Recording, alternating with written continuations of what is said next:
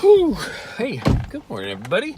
I'm gonna do another sort of day in the life. Sorry, this video is not gonna have probably not gonna have many animals in it, if any at all. If I get a chance to go to a field exhibit at Safari Park, I'll try and get something for you. But today is mostly in office or meetings. I'm doing presentations today, doing media training for more of our staff, because that's what I do, and also have an interview. Now, this is interesting. What's happening a lot with interviews is instead of like you get the phone call or they come in or you go to them, it's all being done by email now. It's very different than what it used to be like, but people just send you an email with questions and you basically write it all out for them and then they publish it. So I guess it makes it easier because you can write your own information and it's exact. I mean, they don't take things out of context then, at least, right? So there's that going for you.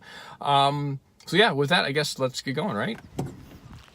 Well, I was going to do a fun time lapse while I drove up here to the safari park, but unfortunately my windshield is way too dirty, so that didn't work out. But I'm going to head over here and do some media training. Then afterwards, I'll probably pop over and scout some things out at the safari park. I'll take you guys with. Let's see, today is July 3rd. You'll probably watch this after the 4th of July. And yesterday was World Porcupine Day, so I do want to address something about that as well. But for now, I got to get into this meeting so I can do what I'm supposed to do for a job. You know you're working at a really cool place when the framed work of art that is on the wall is the rhino ovulation cycle. See? I work at the coolest place. All right, media training is over. That part of my day is done. So how about we cue a little time lapse of a field exhibit.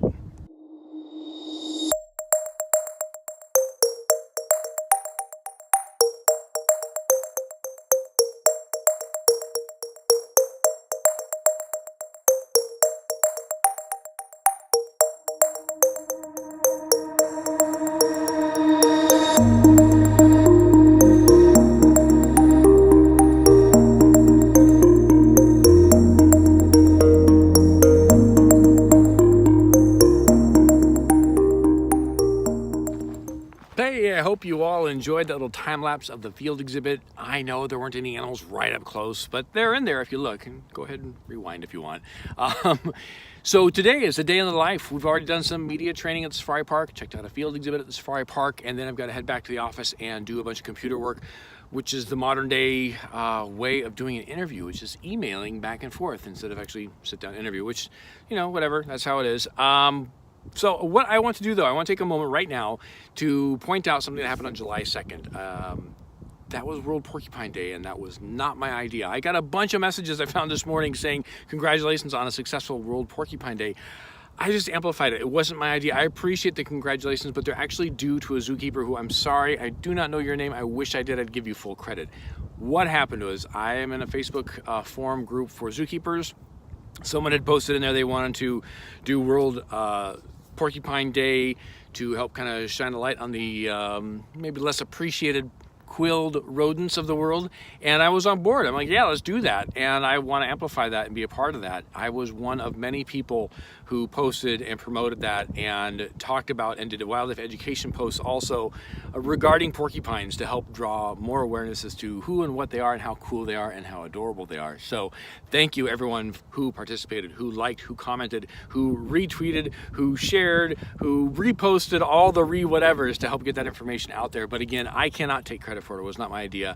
I just like showcasing what other people are doing because I think it's awesome. One other thing that I would like to discuss real quick before I go, because I know this is getting kind of long because I like to talk.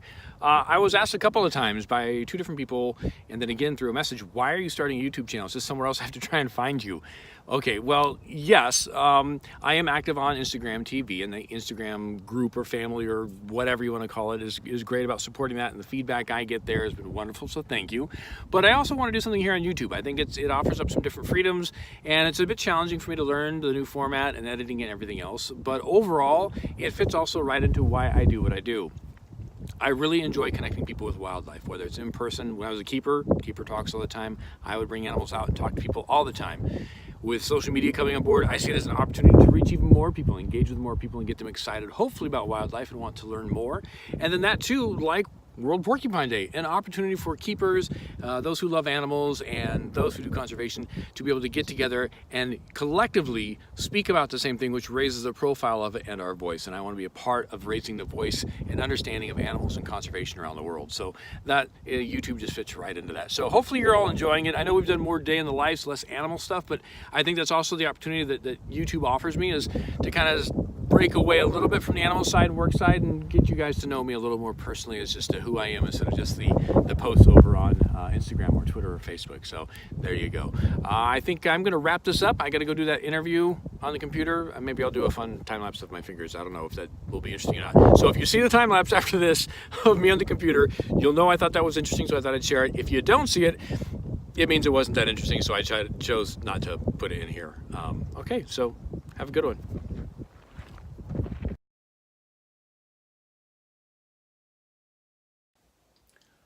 Couple of things that I learned at Social Media Day San Diego last week, and it's sort of an added bonus for this video.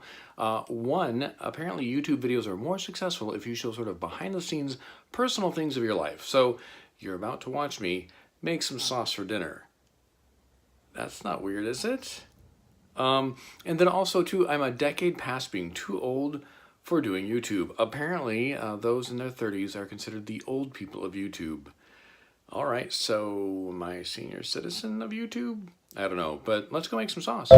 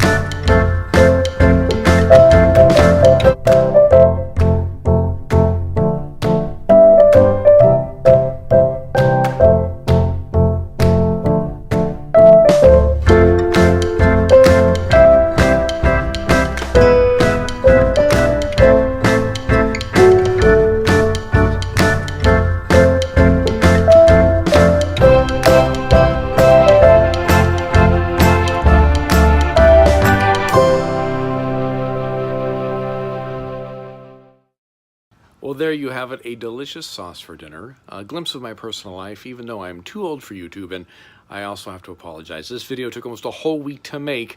Thankfully, I'm doing weekly uploads and not daily uploads, but I kept running out of memory on my phone. I'm editing everything from my phone and shooting everything from my phone, and it only has so much memory, and these large video files take up a lot of room, apparently. So I'm in the middle of trying to manage all that as well. Nonetheless, hope you guys have a good one, and I'll see you all next week right here on YouTube.